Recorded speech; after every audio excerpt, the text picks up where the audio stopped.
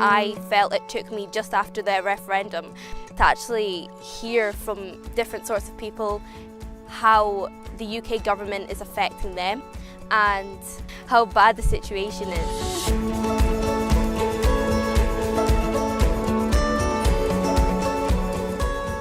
Not being able to vote kind of felt like you weren't really a citizen, kind of like no one cared what you thought. And it still feels like that because I still can't vote, which is really, really annoying because I'm politically engaged. I do politics almost every single day and I feel so strong about issues, but I can't make any input and I can't make any change. In 2014, I was 12, 13. I looked into it and I actually did a few surveys and I got so much no, and I thought maybe I should just be no, and maybe that's the choice.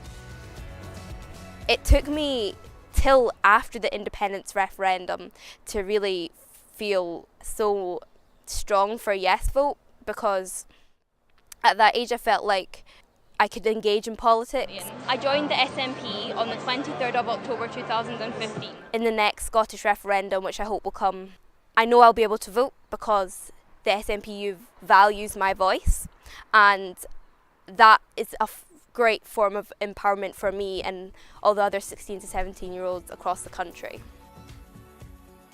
In independence referendum 2014, the turnout was 75% for 16 plus, so it's relatively low, and with so much up for stakes, it's so important that we engage, because it's been shown that the upper class, middle class vote more than the working class, and party policy can steer towards the people they want to win their votes from.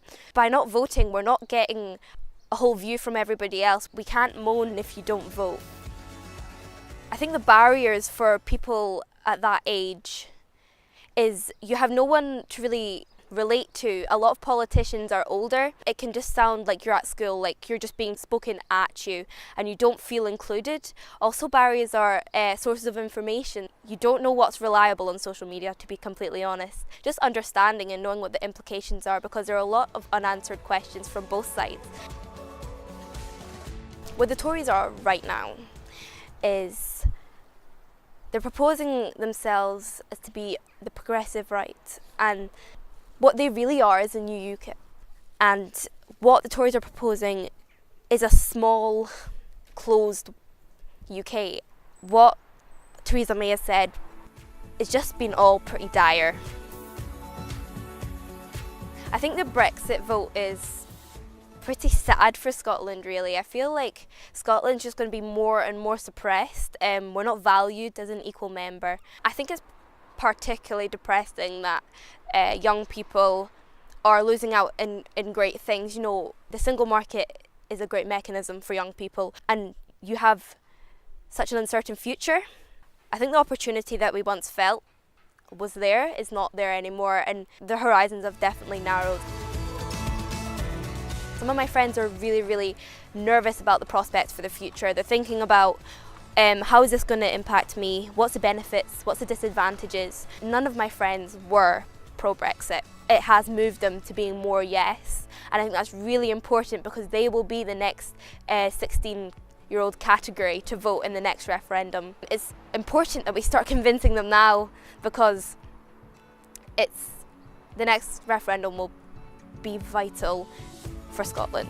It's about safeguarding Scotland now and not letting it go downhill with the UK. I think the most important thing to say to the older generation is it's our future, it's my future that's in your hands. I want to see myself in an inclusive Scotland. I want to see an inclusive world. I don't want to see a closed off UK.